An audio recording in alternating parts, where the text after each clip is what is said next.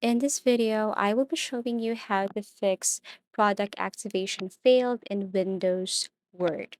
So this is a very easy tutorial. First, you just have to open your Microsoft Word. And if you see here that you cannot open this because of activation failed or product activation failed, then what you want to do is to go to the search box and look for local disk, or you can just go to folders and locate your local disk.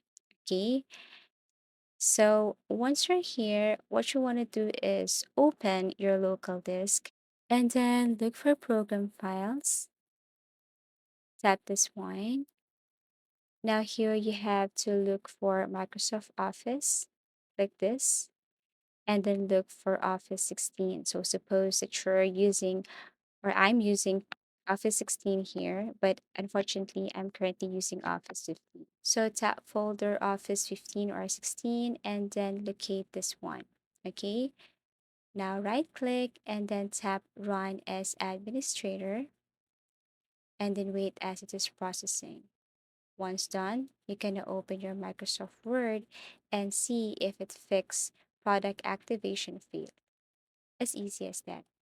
If you find this video helpful, give it a thumbs up, subscribe for more video tips and video tutorials.